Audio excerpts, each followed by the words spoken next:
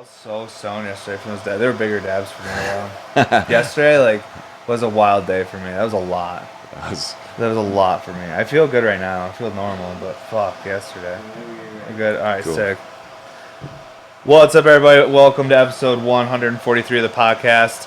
Today, we have a very special guest, Taffy the Gray, my good friend that we have been working on so many different projects, which you've seen on the Instagram, from the dry pieces, all the different sculptural stuff, and this neon plasma rig that we just recently did together. In the later in this episode, we get into that, talk about all different things. But yeah, appreciate all you folks to support the podcast. I'm super stoned. Just ripped a bunch of dabs. I dabbed through that fucking thing.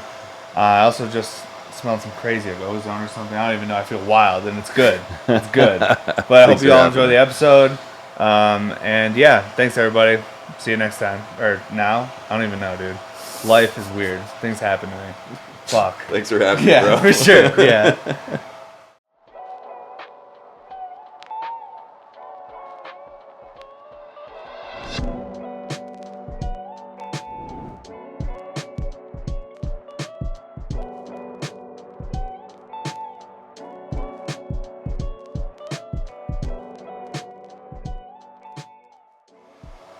Yeah, I would love to do some projects like that. I agree. I was talking to the guys yesterday that did these fills. Yeah. And there is a driver waiting for me, the new style. Yeah. Which would be cool, because then we could, once we have the base for this, we can change the frequency and change the way it moves. It's so crazy that that type of control, just from adjusting the frequency of the energy going into it. Yeah. I don't know, for me it's so much new stuff to learn, and it makes me look at building a pipe totally differently, because I've been thinking about other because this is I forced an RBR into a jacketed whatever, you know what I mean? Yeah. But I'm how do I design a pipe that benefits that lightning effect? I want, instead of just making one of my traditional pipes and forcing it into a shape, how do I make something that's 1 second, whoa, designed for that? Yeah, so that it not only complements the water, but that plasma effect in the best way possible. So now in my head I'm kind of designing something where I think build it from building point of view to visually how it'll look, especially after watching this, how this reacts and stuff. I'm I have some ideas of some really cool water features we could have with that plasma around it. Also doing obviously none of my traditional designs, that way it's people are oh, it's one of those, but it does that. It's different. But I would like to design something specifically that's not forcing it to be something that I've already done, but something totally new that's whoa, that's really cool how they used totally having the plasma pass, a bridge like this, passing through parts of it and stuff like that through the function. I don't know, just seeing how it all connect and go through it. Having a spiral of connection. Oh yeah, going up, so there's a tube that it has to go around and stuff. Man, there's so many ways you can play with it, and I agree with you. I definitely the first pieces I did in plasma, it totally pushed me in new directions for the design, just because I wanted to see what would happen with Hell yeah, dude. Yeah, really, it makes your mind go different places than it would typically go, because it's such a different way of coming at a piece of functional glass, because there's two different functions you're trying to achieve in one cohesive piece, the function of being able to fill it with a gas, and then the globe in his hands is hollow, the disc on top of his head is hollow with the ring around it. Did you fill this? I did. This is the first thing I ever filled. Dude, this broke. How have I not seen that? When I put the electrode on the bottom, it fucking broke. What the fuck? And I fucking fixed it. Shit. With a big glove on, dude. It was so gnarly. Yeah, there it is filled. Oh no, we need to do other stuff. Yeah, dude. So I did these mangrove roots because it's what's gonna happen? Will they go out there? And they fucking totally do. It's reaching for the ground. And then I did a reed cab. He gave me a hollow cab so I could fill it. Dude, that's so sick. So sick. Yeah, man, wow, that makes me think of things totally different. You could have faux drain lines that go with the actual shape of it, some that drain water and some that are filled with the plasma. Yeah. Whoa.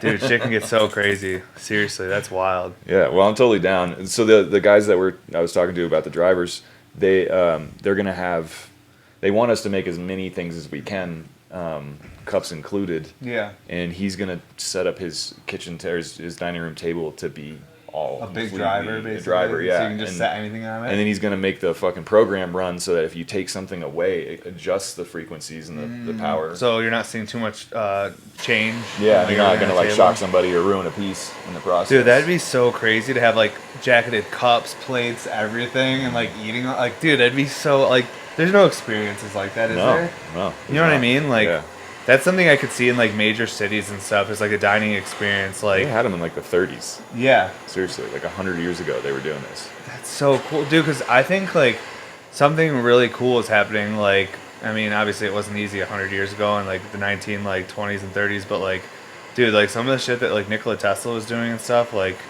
I don't know, man. That's what this stuff reminds me of. I'm like, this is the closest I've been. I mean. Where my house is now, it's not too far from where his secret laboratory was in Colorado Springs. Sweet.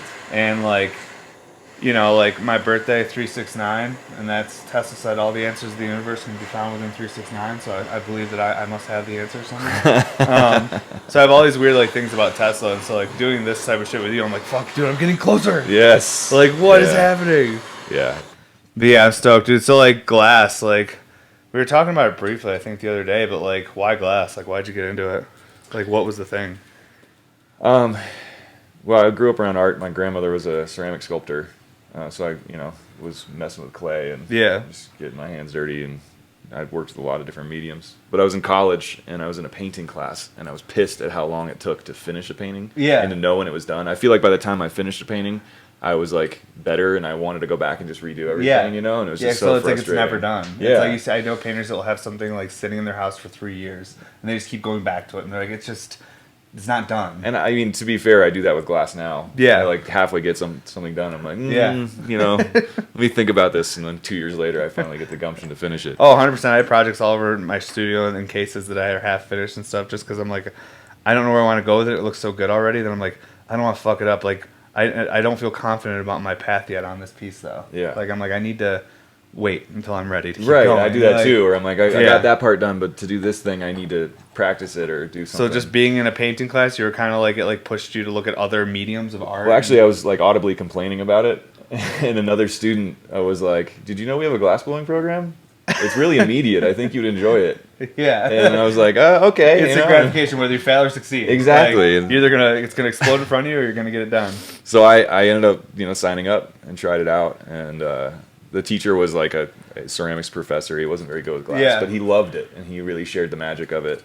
That's awesome. And he had us all line up day one and take our gathers, and I go to take my gather, in this line, and I pull it out, and it's like, soft glass is like honey on a warm day. Yeah. You have to spindle it just to gather it up. And I come out and I'm like, whoa, like surfing with it. And somebody behind me goes, you look like you're supposed to be doing this. Yeah. And the person behind them was like, yeah, you do. That's almost like the best feeling with strangers or even colleagues. When someone's like, you look like you're supposed to be doing that, dude. Like, for me, like, I don't know what that is. I think I look like I'm supposed to work at a gas station or a Subway, but like, either way, I'm fucking figuring it out, dude. Yeah. Like, but yeah, that's fucking cool, dude. Having like peers and colleagues around you be like, dude, this looks like what you're supposed to be doing. It was a weird affirmation. Because as soon as I touched it, I was like, yes, Because when you're young, how often do you have someone tell you this looks like you? Oftentimes you're like, oh, I suck. Like, or I don't fit in. Yeah. Fuck. But to have someone say, hey, this looks right, or this looks like the puzzle piece, the puzzle where you fit in, and it's like, whoa, is it this? That's fucking cool, man. It was a weird moment. It was really moving, actually, yeah. And I mean, immediately was like hooked. I was like, Hell this yeah. is what I'm doing with my life. Yeah, dude. Mine with like getting into glass is so much more like such a stoner fucking thing, dude. Like I was like smoking weed and like working. I had a landscape company and like I was buying pipes anytime I had extra cash, and I literally got a job at a head shop just to get a 10% discount. Mm-hmm. And I worked there like 20 hours a week just for the discount because I already had my landscape company and shit. And dude, just like being in there, and I was like, oh man, like why don't they put this perk in this pipe and this perk? And then I would tell Cassie about it and draw pictures, and she was like, one day she just signed me up for a fucking classic Corning, which was like just solid work and torch safety. You're not allowed to make pipes or anything. This was back in 2012 at Corning, so they were like, no before pipes at all. Fell. Yeah, exactly, before the wall fell. Before they couldn't hold us back anymore, and the pipe makers made our win. Well, dude, it's because pipe makers, I feel like, are pushing the limits of like glass, and it goes all the way down to our collectors. Like, I don't know if I've talked about this with you before, but like there's a totally different standard for like a borosilicate collector next to a soft glass collector. Where borosilicate collectors will like everything needs to be fucking pristine and perfect. And in soft glass there's more room and more of a spectrum there for like, well, what is perfect? Like how should it be? Yeah. Of course there's like a standard line of skill you have to achieve to do things. But there's this disconnect where like I think there's more room for people to like flow with that creativity in the soft glass and not be so like hindered by like, fuck, like I shouldn't pursue this anymore because that weld's not as perfect as it could be, or I didn't work that color as perfect. It's like soft glass seems like you were saying like you know when the piece is almost finished. Like you start, you finish it, like because it's laborious. It's like a ton of work. Like it's hot as fuck. It's a totally different thing than boro. Yes, some things translate, but it's not the same thing. Right. You know what I mean? Like cooling it into shape and putting everything. it away. I was home last night fucking watching Blown Away. As silly as it is, I'm blowing glass all day, and then I go home I'm like, oh, I guess I'll watch this glass blowing show. Like, but it's like me skateboarding growing up, dude. I'd skateboard all day, and then I'd be like, let's go home, watch skate videos, and fucking eat pizza rolls, bro. Let's go. Yeah, man. Like, that's fucking cool though, man. So like, how long have you been blowing glass then? This will be 20 years pretty soon. Yeah. You've seen so much change then. 20 years is major in boro, just at least in the. I know you started soft glass. I did, yeah. So I've been doing boro almost 10 years now. Yeah. Yeah. And even in 10 years. And it has been, it's been crazy seeing the changes, you know. And I mean, I was in grad school for soft glass, and I was encouraged to start a tubing company, and I wasn't really sure what to do. You know, they were like, your furnace ability, you'd probably be able to pull boro tubing pretty well. You know, you should give it a try. There's this big hole in the market. Dude, I was an early supporter of Taffy tubes. You were, man. You were. Dude, I appreciate I was that. buying I remember that. Dude, it was big old killer. Boxes. That's crazy. So being in the soft glass and having comfortability around the tools like the furnaces and stuff, you also had colleagues being like, hey man, there's a market here for you actually probably to make a living within the spec. No, it might not be art just pulling tubing, but there is an art form to it. There is. But maybe from a perspective of consumers and people around you, they're like, oh, it's a material or whatever. But at the end of the day, like finding a niche where you can actually make money within something you love to do is one of the hardest things to do. But if you can figure it out, it's like, even if you're not ultra wealthy or whatever whatever your description of what wealthy or success is, like this is like the best shit ever when you enjoy what you're doing and you can be within it. That's like me and the guys here, like, yeah, like they're here helping me crush on Bear Mountain stuff. And like they have their own ideas in art and their own home studios they work in and stuff, but they like love what they're doing here because they get to be around glass still. They're hanging out with people they like, and like they get paid to learn. And we get to fucking have people like you come into the shop and they're all like, "Fuck, dude! Like, look who's hanging out with us for a bit." Like that shit's like, that's fucking cool, dude. Like I don't know, like even the other day, Cormac, like when I was leaving yesterday, he was just like telling me, he's like, "Dude, I feel so fucking like lucky to be doing this. This is like such a cool thing to be doing." And I'm like, "Hell yeah, dude! Like having this, however long this lasts, just having this as part of our story, like." That's a fucking really cool thing. Like, we didn't just get stuck somewhere. We tried something. Yeah. You know, something that was a little bit crazy. Yeah, and a lot of work. Well, there's no guidebook to this. If I wanted to be a real estate person, if I wanted to be a doctor, there's people before me I could follow. Where we're right now is kind of like, people have made it before, but not a ton. Mm-hmm. And it's a weird spot to be in. I'm like, who do I look to for guidance? And I feel like every time I do that, the people look back at me and they're like, dude, we're looking at you right now. Like, what the fuck are you doing? Yeah. Like, yeah. And I'm like, dude, what the fuck are you doing? Like, I don't even know. You do hold that position. I mean, the way you and Cassie run your business, the way that you focus on, like, production and exploration and a really good balance, like, a lot of people look up to that. And a lot of people kind of refer to you as... it's scary, dude. Like, honestly, man. Like, because to me, most of the time, I feel like we're just, like, trying to get this sale complete or trying to reach this next goal and, like, you know, the outside world through Instagram, they probably just see me like selling glass and crushing, but it's just like, I'm like still every day, I'm like, what the fuck do we do next? Like, what's the next thing? The whole dry dab thing is fucking, I'm stoked other people are into it, dude. I have a lot of people that are like, dude, I don't know how you take those dry dabs, but I'm like, bro, it's awesome. If you get the right temp, like the flavor and everything, and honestly, if you don't smoke hash, don't take dry dabs because you need a seasoned, you need a throat that's seen some things, right. dude. You need lungs that have been dosed with heavily with hash, because like a regular person would probably take a dry dab and be like, hot oil, hot oil vapor in my body. Like, yeah, dude, it probably wouldn't be fucking good. But yeah, dude, it's been super cool. Like all these pieces I've been making with you, it's like they're all so different. Like, yes, there's familiar parts in them that I've done before, but like every project we've done so far, I'm like, oh, this is different. And that's like the exciting thing for me with glass. Like, do you like remember maybe like your first project that you were really like, whoa, this is not like where I was expecting this to go, or something that was really different that you were like, whoa, like I haven't really seen someone do this. Yeah. Like, yeah. I mean, there have been a few times where I've kind of stumbled across something like or made an glass. accident. Yeah, it happened rarely in soft glass. Because that shit's just, it's been happening even longer than Boros. So. Yeah, it's like 2,000 years old. Yeah, exactly. So I mean, that can be debated, right? The Phoenicians, I mean, you could, I don't know, there's some stuff that could be possibly 5,000 years old. But I mean, we don't want to, you know. Who knows how long it lasts? It's tough to say. But glass working in that way is like old school, dude. It's almost older than some metalworking that people think is like probably like this is like one of the oldest forms of us creating things as people. Like it really is. It is, yeah. It's which is crazy that they figured this shit out even if it was 2,000 years ago, dude. Just like it is wild. Like let's get this fucking sand and silica, let's get this shit hot and make something. Yeah, but it has, because it's been around for so long, so much has been done. Yeah. And it's hard to kind of push into new territory and explore. Yeah. And that's one of the things that pushed me into Boro.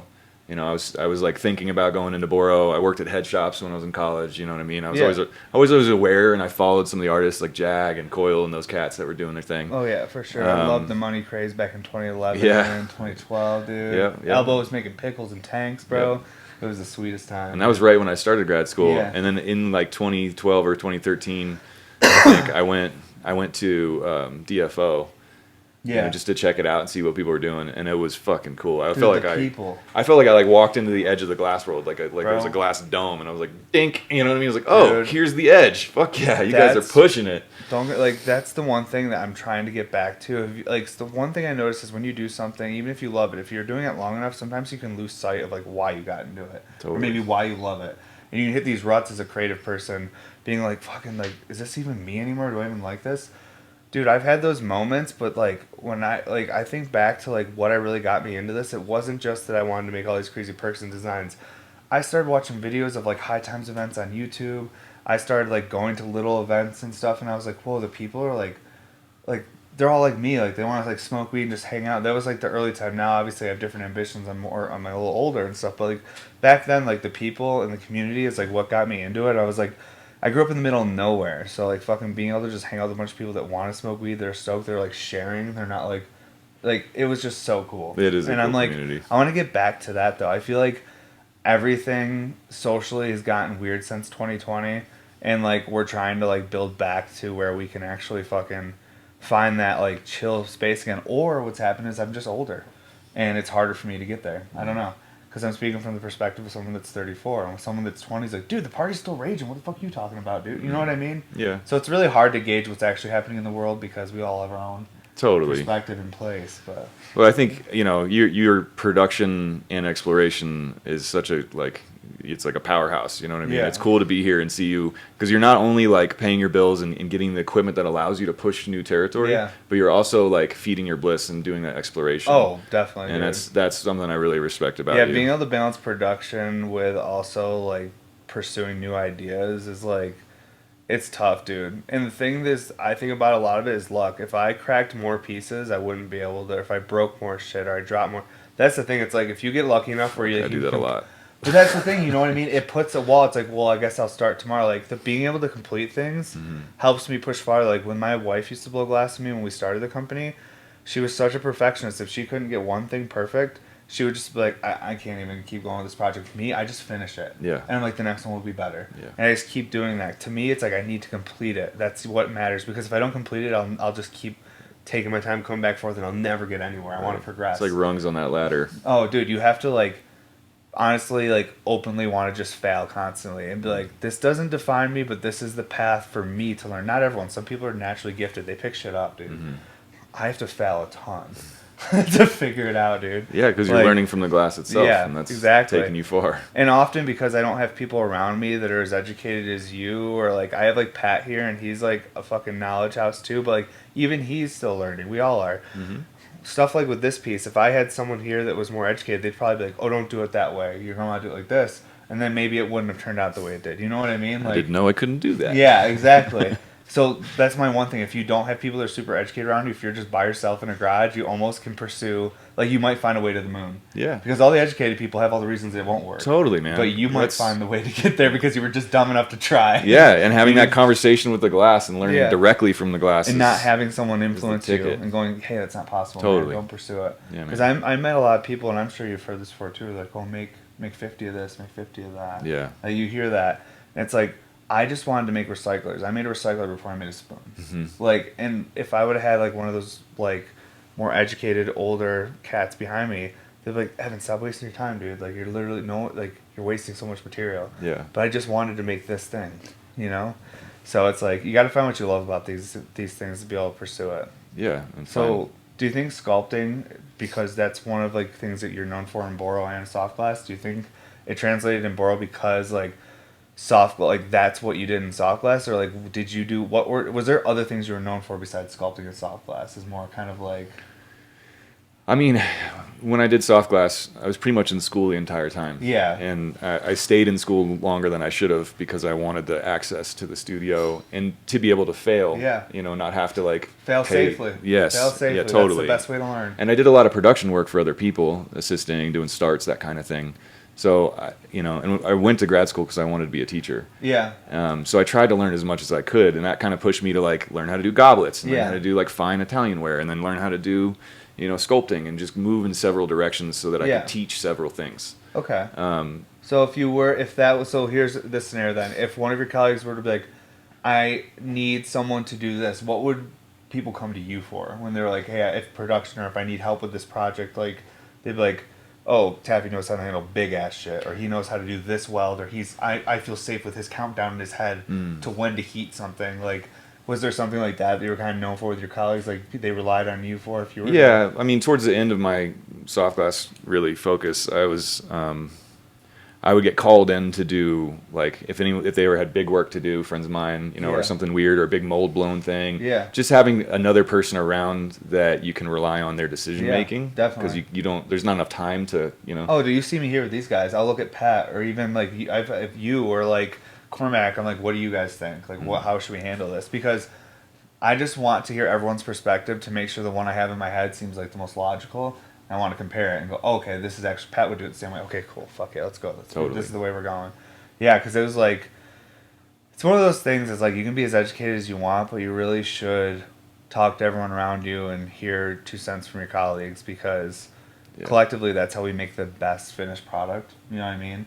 It's like having multiple perspectives combined into one thing. It can be a beautiful thing, it can be chaos. Yeah. You know, maybe, but sometimes that chaos ends up with something, you know, truly unique and special. And I think that's something that soft glass has. It's unique to soft glass because you have to work in teams, and it's so immediate that I don't have time to like communicate my needs so much. You have to know that after 8 seconds I need you to reheat this immediately. And when I'm sculpting, I get so lost and focused that I need the person who's in charge of the heat to rip it out of my hands and go take a heat when it needs to be heated. Absolutely. And I need to just divorce myself from having to do that. It's like, don't wait for me to hand it to you. Like, you take it from me. I'm a baby. You're a timer. Take it from me. You know what I mean? Like, and that dance that happens in the hot shop is like, you know, when you work with people for a while and you trust them, it feels like you have 6 hands. Yeah. You know what I mean? Like you're burning and all of a sudden you're not because someone knows that you're there. That's so interesting, dude. And it's cool working with people in Boro that have that background and they kind of approach collabs that way. Damn, it's almost like you build those relationships. Like you'd see like people that work within like, you know, high stress jobs or even military stuff, like, because you get this relationship, like, holy shit, we made it through that crazy build. Like, that piece, like, everyone's arms are burning. Because from not just from radiating heat, but from how heavy all the parts were. Yeah. Everything, like, you can't stop. Like, and then you all complete it and you're like, holy shit, we fucking did that, dude. Like, the camaraderie is one of the most motivating things for me that I'm, like, and you kind of see it here, like, I'm really trying to build a place where, like, the people that work with me and want to help build Bear Mountain, like, we can be proud of it. It's not, like, you know, it's, like, not, like, fuck, I gotta go, like, work this shit job. It's like, dude, I'm stoked I get to go in today. Like, what are we gonna get into? Like, crazy shit. Like, it's already an impressive, you know, brand and thing you have, and it seems like you're always looking for ways to improve it. Trying, man, but the main thing is like fun. Like, how do I keep everything fun for me? Because that translates to people that want to support too. Because often, like we see a lot of our colleagues right now. You see people post like, "Oh, I'm shadow banned" or this and that, or they're posting drama, and like that gets eyes on you, but those, in my opinion, they aren't the eyes that are trying to support. It's like people that are trying to escape because they like the drama, but they're not trying to buy your art. Yeah. Like, for me, like, I'm trying to create a space, like, because I wake up almost every day with someone trying to start some shit with me, like some dumb shit, or even someone that means well, and they're telling what they think my story is. I won't even correct them. I'm like, yes, I do have 6 arms, whatever. Like, I don't care. Like, I just don't want to engage at all because I feel like it'll influence, like, the space I'm trying to create for the people who support me and my team and everything. It's like, I don't want drama and shit with people. Yeah, it's tough being a public figure and doing a podcast. It's weird. And, yeah, it is. You really pushed it. I love it though. It's like what I enjoy to do. It's like when I was a kid, I used to love making fucking like skate videos and shit, bro. And to me, that's like kind of doing the podcast, making the content, all of that. So, dude, tell me, how did you first get you? Like, did you meet this plasma? What's the correct term? I keep calling it plasma guy, or like, is it a neon guy, or would it be like a gas specialist? What would you call it? Do you even know? Like, what would you call the person that? I mean, it kind of goes hand in hand with neon. It's a very similar process. And takes the same kind of equipment. Yeah. So the person that I knew that got me into it was a neon artist who like sold manifolds to other neon artists and trained them to use it. Okay. And he was really good with vacuum systems and just sort of always wanted to do it. So Definitely. he built his own manifolds and started messing with it. And he was like, "Hey man, bring me something that we can fill." Yeah. And that kind of got me started. And as soon as I tried it, I was like, "Oh yeah, I got to do more of this." That's so cool, dude. Because the first person I ever saw do it, I think, was Nerd Glass back in the day. And then I saw someone tag him, and then I was like, oh my god, Nerd Glass, fuck Instagram. Like, why am I not seeing this dude in my algorithm? Like, yeah. I followed him. I've been following him for a decade. And then, like, I clicked on his page, and I was already following him, and then now I'm seeing it in there, and I'm like, dude, he's doing some crazy shit, too. Like, oh, yeah. The stuff, like, people are able to do in this field, like, I think he might be the only other person I've really seen doing it, unless you know of other people that are playing around. There are a couple people who have done it, but he's really... like made it part of like his brand and stuff like that too. Yeah. It's very fucking sick. And he's doing a lot of the stuff himself. I mean, he's doing the fills and making the the bases and everything, and it's impressive. And it takes a certain engineering mind to do it. Like with this product, like if it's something you want to offer to people, you almost have to do everything. Yes. Because it's so specialized. Like this is not something. It's something like anything can be manufactured in a way, but obviously it could be produced easier and more efficiently. But in the stage this is at right now, this seems like very like specific on what you need and knowledge you need to be able to do it. And it's still, even then, kind of like, will it work? True. You know what I mean? Like, there's a lot of things that can go wrong. Yeah, because I'm sorry. The people that are doing it, there's such a small handful of people that do plasma that it's super esoteric. It's kind of like Boro color, where there are a couple people that understand how to make it, but they're not going to tell you how to do it. No, gosh, no. So, and a lot of the people that do it well are secretive about their process, and they don't really want to help other people in their, in this very small field. Yeah. And I'm fortunate enough to have worked with a few of these really talented big brains that do these things. Yeah. But in my eyes, while I want to know more about it and understand it and be able to do most of it on my own, I still feel like it's like photography. I don't want to take the time to master photography the way that I've gone after someone already knows glass. how to do it, make it part of it. That's one of my big things I've been trying to do, and over the next couple of years, I hope to like really refine it here with my team. It's like, instead of me being the best at like all these things and trying to achieve all stuff, I just want to hire people that are skilled with like photography specifically, videography, like all that kind of shit. Yeah, like everything. Like I want everything to be done a certain way because like I'm just gonna half-ass it. Like I have big ideas, but only enough energy to pursue one. Really. And I really try to find like-minded people, so I'm like, here's my idea, do you have an idea? And like, do you want to try and build it with me? Right. And we can go way more places that way. And we have. I mean, there are ideas that I brought here, like the dry moon right there. Yeah. I've been wanting to make a functional pipe in a moon's mouth for a long time. Yeah. And coming here and having like your skill set and being able to realize these visions has been awesome. Dude, yeah, I love building stuff like this because it's like I learn things every time I do because it's different. Like I don't have a formula for building this. It's like I'm kind of just going with it. Like even when I was finishing it, I was like, how should I do this part? Should we go back, forward, straight down? How we should do it? And like, I love the way it like flows like with the actual like moon right here too. Just me too. Yeah, everything about it. You killed it. And like visually, it almost looks like it could be like an instrument or something, or like I don't even know. It looks like something that's almost timeless too. As crazy as it sounds, because it's like rainbows and it's like a pipe and all these things, but there's something about it that like you could even remove the pipe from it, and I think it still would have had the same reaction with people. It was like striking a chord with people. Like the messages I was getting about it and the comments, like people like made him feel some type of way. You know what I mean? Like, and that's the cool thing about art is because like when I look at something, like I'm gonna get my own thing from it. Like, and like it's cool if I want to tell people my story and how I felt.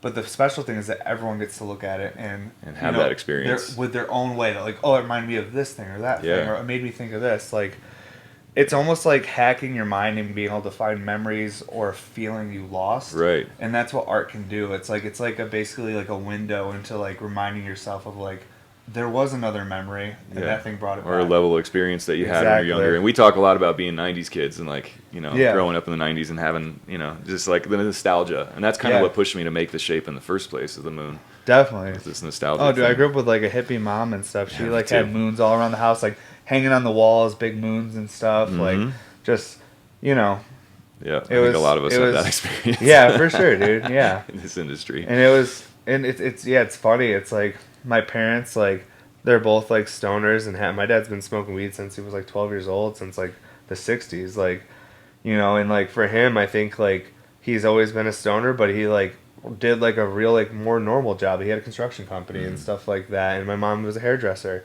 And like, I think that they always had ambitions to do, I think they loved what they did, but they also had ambitions to do like other things too. Not that construction hair isn't like cool and creative, but like, I think the fact that their son did something around weed related was kind of like, oh, it just took to the next generation to get to the weed thing. Yeah. Like, even though we love smoking weed, but we had to do normal jobs to be stoners. Right. Like, now our son found a job that's like within that community, and he can be like a stoner openly about, because they had to hide it. They're like, they felt like the black sheep of their family sometimes because they both like smoked weed and stuff. You know what I mean? For like, sure. It wasn't as accepted as it was back in the day. Now you're finding everyone's adult parents, like our parents' ages, are like finding a vape pen and they're like, I'll hit a pen. Yeah. And then now they're sitting by the pool hitting pens, and I'm like, you're doing weed. Eating edibles. Like, that thing that was like the worst thing ever? Yeah, you're eating gummies and you're ripping concentrates. Like, you're actually doing way stronger weed than that time I got in trouble for doing weed. Oh yeah. Like, you're fucking ripped. Like, like it's so interesting how like the packaging or the presentation of something can change the perspective. Absolutely. You know what I mean? Yeah. And that's, I think oftentimes with our industry, that's one thing we lack is like, how do we present ourselves and how do we package this so that, yes, we can stay like this niche, like underground industry, but we can have enough capital coming into it to make sure not everyone's a fucking starving artist. Like, some people, if that's the path you want, cool. But like, I think that it'd be cool if there was more opportunity for glass artists in here to be able to like there's an opportunity here, but man, it's like, how do we like, I guess, have consistency across the industry from company to company where there's like standard practice where like, you know what I mean? It's hard with art. Well, I think, like elevating it in specific ways. It's just, it happens in so many different directions by so many different people. It absolutely does. I remember actually just popped in my head. I was at a museum pipe show in Philly, and there was a panel, and Slinger was up there on the panel with like, art critics and like these kind of bigwig people, and they all like didn't know what they were talking about and kind of like couldn't really offer anything, and they started talking about like smoking as like a ritual, and he's like, well, I think that's just it. I think that something that we don't account for is the value socially in this. Like, it's more than tea time. These people are traveling around with like $5,000 rigs to like go and meet with their friends to imbibe this this drug that changes our consciousness a little bit. And we have this ritualistic coming together of social. It's like a social bond, and that is like a huge thing to us as creatures, as cultural people, especially as social creatures, dude. Like, that's like the strongest bonds are formed between, honestly, people who go through like positive and negative things together. You know what I mean? It's like the people that were around you when the greatest thing happened to you, the people who were around you when the worst thing happened to you, those are the people you remember, and those are your bonds that are created. So like, through art, like, there's such big peaks and such deep valleys. Oh yeah. You know what I mean? And oftentimes, like, super you're gonna have rewarding. someone next to you when you just watched your like days of work just break. Yes. And you're like, okay, so do I really do what I want to do right now and freak out, or do I stay chill because there's other humans here? Right. And like, I don't know, it's Control really your vibe. Dude, it's like such a teacher. Glass is one of the craziest teachers, dude. It's humbling. It is because and rewarding. Because it makes you just almost value the experience more, and not so much to have anything to prove at the end. Because my thing is with glass, if I don't have any pieces finished, I have no proof I existed the day before. Yeah. I'm like, I have no proof. How? It's all gone. Like, I can't show you that what I made So like, did I even exist yesterday? It's a really weird philosophical. It's cool to have these artifacts of time that we make. Dude, 100%. To go back to the soft glass thing, like I worked on pieces sometimes for 15 hours straight with a team of 4 people, and we were like dying by the end of it, you know. And sometimes it worked out, sometimes it didn't, and it was always, you know, like I feel like I went to battle with these people. They were people just, you know, I loved and trusted. Exactly. But now in Boro, there's this other level of it where it's not just my vision that these people are trying to help me realize. Yeah. You know, it's us coming together with our mutual vision and skill set and trying to come out with something on the other side. It's almost like music. Yeah. And that's something that Boro has that soft glass really doesn't. Boro has a lot of things that. Okay, so I think Boro parallels with many art forms, but I think that there's things that are standard practice in other art forms. Boro doesn't really do it. Like, there's, like, all the way to music and everything. Like, man, Boro is funny about, like, people making other people's stuff. It's, like, so... I feel Boro's less aggressive than any other industry is my point. Like, I hear comedians being like, this guy said the same joke as me or something in the same premise. Mm-hmm. And it, like, or you'll see someone talk about, oh, that riff was the same in that song that, you know, I played and this and that, and it's for having a melt. But then, like, in Boro, we saw it a lot more years ago, but I think it's calmed down. Mm-hmm. Like, where people now are just like, oh, whatever. That sucks. Yeah. like, we're like, we're like, I don't know what it is. I don't know if, like, we're all just, like, worn down, so we're like, whatever. Yeah. I'll just hopefully people still want to buy my stuff. I'll just keep crushing. Wow. Like, but it's wild, like, how small and niche of an industry is and how still, like, cutthroat some of the people are. Like, and, you know, honestly, I haven't really seen many of those people raise to the top. They do for a short time, maybe a couple summers, but it's not forever, especially if they went at it at that angle. But yeah, do you want to fucking play with these plasma pieces? Plasma pieces, Let's so we can talk about them a little bit more. I just gotta blow my nose a little bit here. Yeah, it is interesting though. It's, you know, can't copy your creativity. Yeah, they can't, dude. And the thing is, at the end of the day, if you're willing to crush, people will see it. You might lose some customers to one person, or this or that. People pick sides, or whatever the situation is. But if you're having fun and love what you're doing, like, you just have to remind yourself of that, so you don't fucking get all hung up on, like, trying to tell everyone, hey, I was right. I did that first. Like, it sucks, that feeling when, like, you see someone getting, like, praised for something that maybe, like, you, like, really identified as a special thing about you. Yeah. But that's kind of like a you problem. Yeah, Like, and, you know, and kind of like the gift of it is being able to make it in the process of being in that flow state. And once it's gone, it's like, you know what I mean? Yeah. That's why I like teaching. It's like I get to share really the magic of making with people, and that, like, what's left over is awesome, and it's something that to be proud of, but it's also not something to attach yourself to. I think I'd like teaching too, because, like, I really just want to be friends with everybody, and, like, I think as a teacher, people just, like, appreciate the value you're trying to bring to everyone. Mm-hmm. But, like, when you're, like, trying to push the limits and you're crushing super hard and trying to share that, like, inherently you'll get people that don't really like you. They're like, this fucking guy's annoying. Yeah, it's part of life. What can you do? I guess, like, as the only child, I'm like, I just want to be friends. Right. Well, yeah, dude. So, all right, so real quick before I heat this up and we get talking on another tangent, because then I get stoned. It's what happens. What's the gas that's inside the blue sculpted hand right here? This is Krypton. I believe it has iodine in it too. I'm not entirely sure, which makes it technically a halogen. So interesting. So this one's Krypton. This one is neon. I'm not sure if there's anything else in here. There might be a dash of argon or nitrogen or something. Argon would just be in there, to push out oxygen, though, right? Pretty much. A lot of times you'll flush with argon or neon, and argon will help the charge pull into the plasma and help it strike. Okay. Like phase change from gas to plasma. So I'm not really sure, because I wasn't there when these were filled. And then this one over here is xenon. It's on a very sort of underpowered driver for it, but yeah, that's the one thing, is, like, these have, like, they're called drivers. They remind me of, like, ballasts, though, or some shit. Is essentially what they are, probably, right? Similar, yeah. But like, so it's, right now, like, this one, like, the RBR that everyone's seeing is, like, basically once it's on its own, like, stand, it'll have a lot more power going in directly into it, pretty much, so it should be even brighter and more reactive. Yes. To, like, different stuff, Yeah.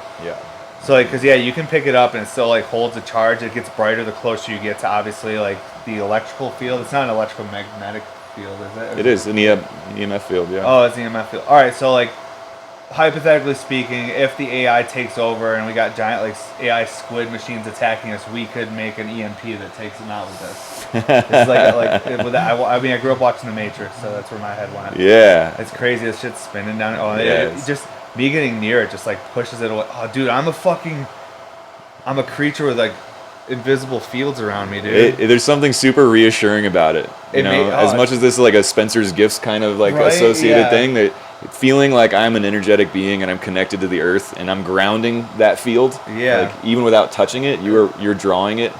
Oh yeah. You know, dude. towards your magnetic field. It's crazy that it's like there's something that's like anti-existential about that. It makes me feel more real and alive somehow. I don't know why.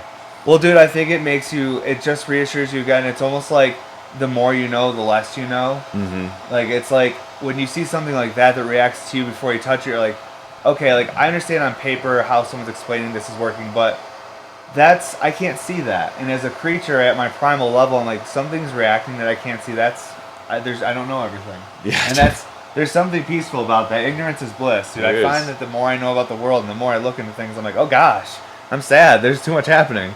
And it's like the more you know, the more stressed out you can get. But sometimes, like, the simplest things like that can reassure you don't know shit. Yeah. And like, chill out, dude. Yeah, it's this really subconscious but very palpable feeling when you play with these things. And then, oh shit. Little pill. Oh yeah, it lights up too. Yeah.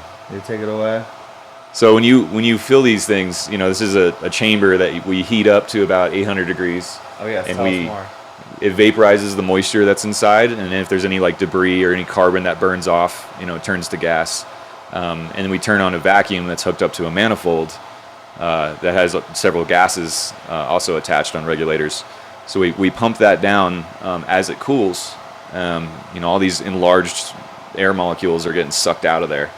And when it's down to like the vacuum of space and there's very little molecule floating around inside of there, we don't even have to backfill it with anything.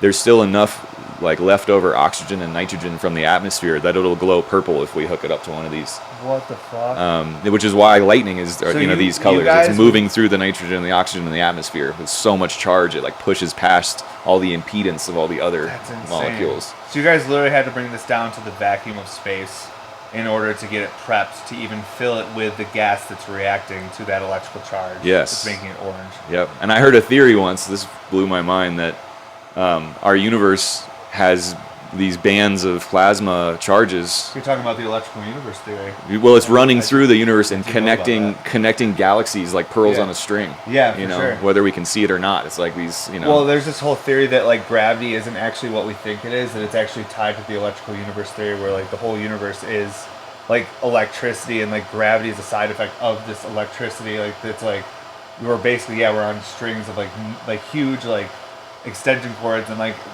the different galaxies are really like a power strip where there's just like all built, it's like bunched up energy right there. Yeah. Like, but yeah, we don't know shit, dude. And that's no, we the don't. Best. It's cool watching like when I get to see the gurus of plasma get together. Yeah. There's a guy named Ed Kirshner I saw come out from UC Berkeley and teach a class. Wayne Stratman, Mundy Hepburn, just a lot of people that have been pushing this in their own ways. But when they get together and they start arguing about the nature of this stuff, it's so cool because it's like, really, we don't understand it very, you know. What's a really more like abstract way to look at this too is that artists pushing the boundaries within these types of spaces may discover things that actually help in other industries they didn't even realize. Yeah. So they're like, oh shit, like I accidentally invented this. Like as crazy as that sounds, but like, or I accidentally figured out why this works like this because I did this with it. But yeah, I don't know. So how many different gases are there, like color wise? Because like we have like this like orangish red, we have blue. So any noble gas will light up under a vacuum with a high frequency. So argon, krypton, neon, radon, which would be dangerous. That's pretty dangerous. But it would make UV like Illuminati glow. That'd be crazy. It would. What else do we got? Nitrogen, oxygen, helium. Helium is actually the smallest molecule. Yeah. There is, and it's so small that you can't keep it in boro because it'll pass through the sidewall, like the matrix of the glass. It'll escape over time. That's crazy, dude. Yeah, that one kept me up like for a couple days when I learned that. Dude, to me, this is like a whole new frontier. I'm like, I just want to fucking play around with this shit. Yeah, it's so cool. Like, I can't wait to have the base.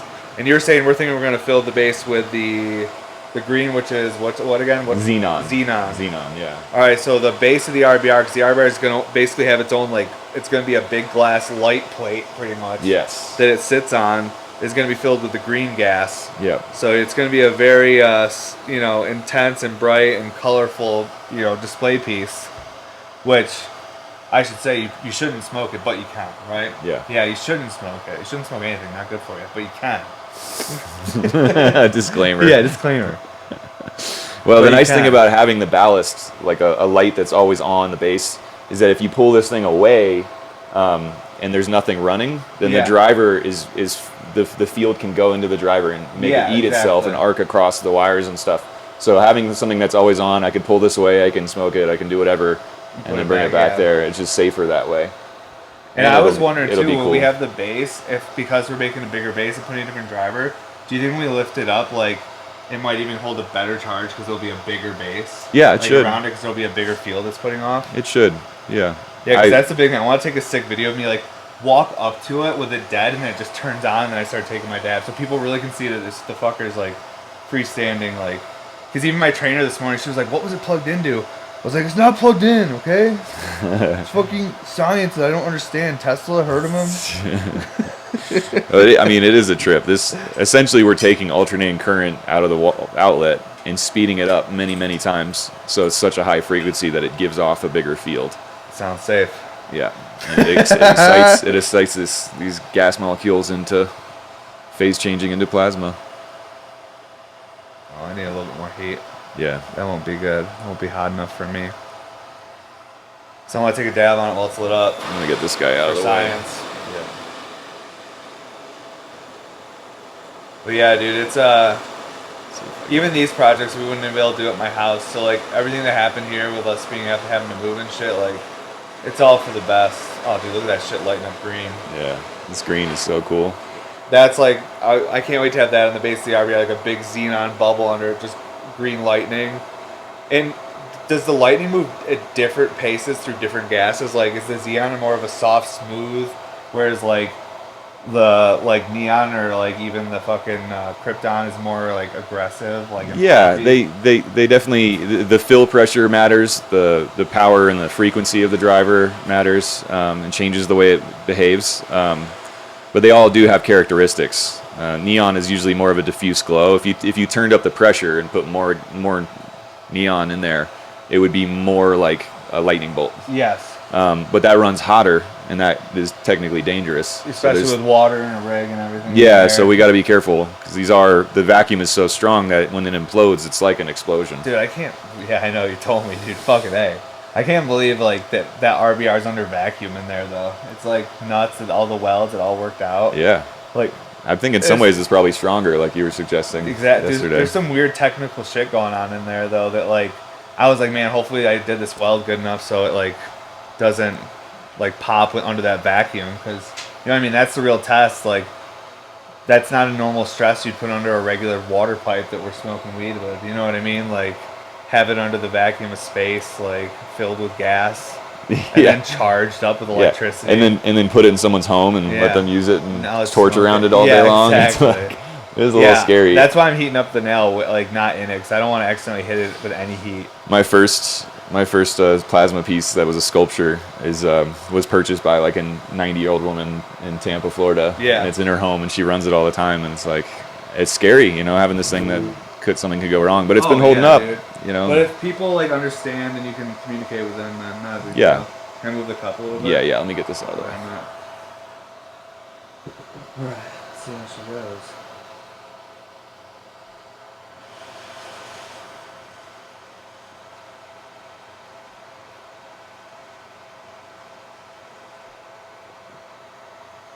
Pick it up and smoke it. Whoa!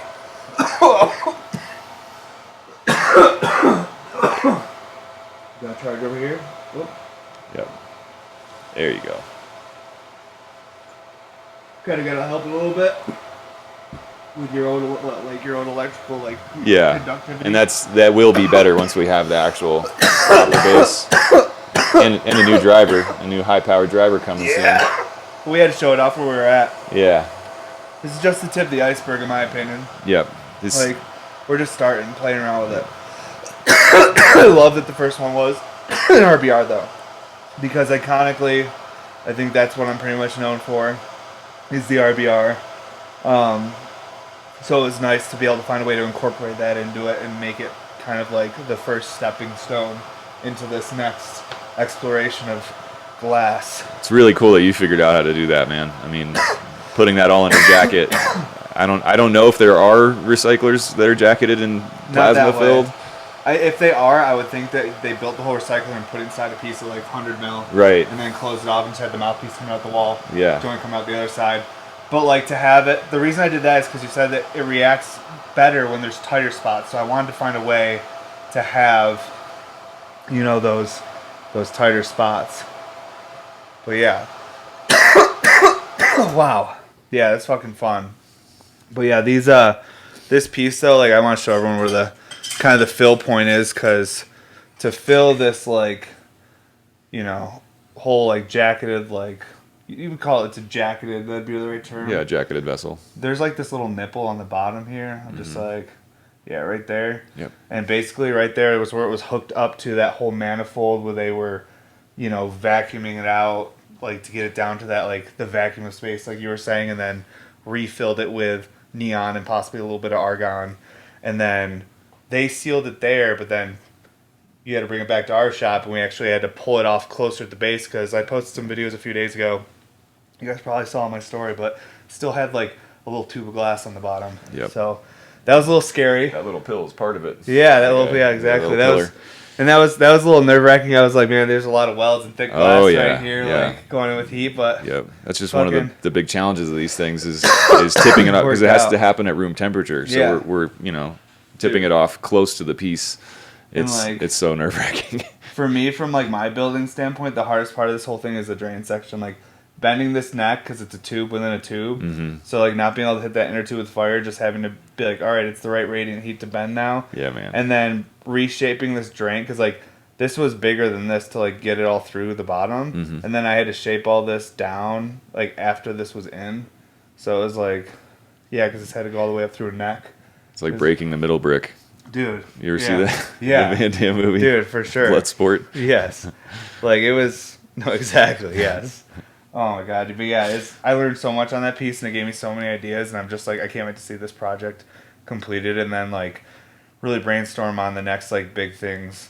Even though you got more travels ahead of you, more things to do, I could still be working on stuff here, and we can, you know, you can pop back in. Yeah, this has to be a long conversation where we you know, continually push this, because this is a great start. Yeah, we know that like we can have two pieces that are basically separately jacketed, and then they have this middle bridge that's actually connecting them, that's feeding that gas from.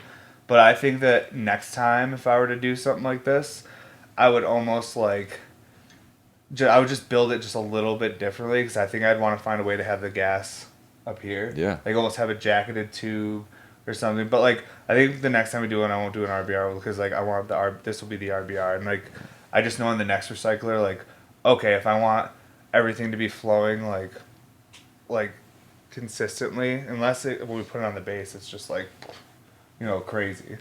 But I think like having a way that it could travel up here to two spots, almost like how the recycler has a return and a drain. Yeah. The gas have like two. Right. You know what I mean? Such a gnarly build. I mean, this is already difficult to do, but that would make it twice. I didn't even know if this was gonna be possible. That's why I just had to try it one day. Like before anyone got, I came in at 3:30 in the morning, and I was like, I'm gonna start just building this, and it took me till like, the next day, but I did get it done.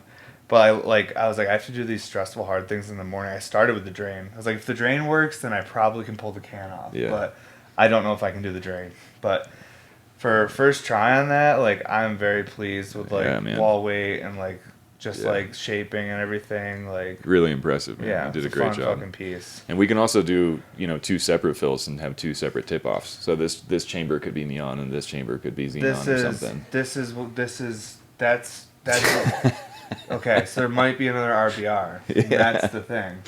Now, let's talk about the neck also being a different color. Yeah, totally. Fuck, yeah, man. Wait, in call mode, fuck it. No, I can't do that. That'd be too much. It'd be too many tip-off points, but how sick would that be? Well, incorporating color is another thing that I've been looking into, trying to do, where I'm like hiding the plasma in certain places so it's brighter in other places. I was working on that cup with Avant Garde with Dylan, and it was supposed to have, a fill behind a fill in his network. Let's design something with that mechanic. Okay. And we'll figure that out. Yeah, and you're such a, I loved your color work. Like, you have a really good eye for color and combinations. Dude, so boys have been working their booties off, dude. Yeah. Them boys be prepping color. They do. Fucking A. It doesn't always work out. There's a lot of waste and a lot of colors. And I'm like, boys, you failed. But there's enough success where we can make some cool glass. And the ones that do work out, it's sweet. And we're getting a little better all the time. Oh, yeah, dude. Eventually we'll be like pulling color and doing everything, but everything in baby steps, right now, especially because, it's a lot of work, everything, all the projects I want to do. I'm trying to make sure I don't, do a bad job at something else I'm really passionate about, too. You know what I mean? Yeah. It's hard to chew on everything and wear all those hats. Exactly, dude. Too many hats, bro. Way too many fucking hats. But, yeah, this is fucking fun, dude. I appreciate you, spending some time in here with me and chatting because I know it's always weird to ask someone to do a podcast, so I appreciate you, man. Dude, thank you for having me. Yeah, dude, it's fucking fun. Let me work in the shop for a while. It's been awesome. Dude, it is. I just want to show people the Pendy real quick too, because we have. Let me hold up this piece. We got that matching Pendy for this as well. Pretty sick. These are gonna be available here soon. Yeah, we're gonna make a stand that holds both of them. Yes. Oh my gosh, that'd be crazy, dude. Yeah. Dude, I don't even know. Yeah, we got to get on the sketch pad with that one. Dude. Dude, things are so much art is happening right now, bro. Yeah. Sick. All right, well, definitely going to have to come back. I'm too stoned. Oh, absolutely, dude. Yeah, we're not kicking you out either, so, you do what you got to do. Yeah, but y'all have a great day. Yeah. Episode 143, I believe, right? No, stop it. 144? 144, sure? man. We'll figure it out. This is the end of the episode. Consistency is key, man. BMSglass.com. Sign up for that newsletter if you want to, know when these drops are happening. Because Instagram doesn't always, it's not always friendly to creative people. Sometimes you miss our posts. So if you sign up for that newsletter at BMSglass.com, you'll make sure to get an email about anything we're doing.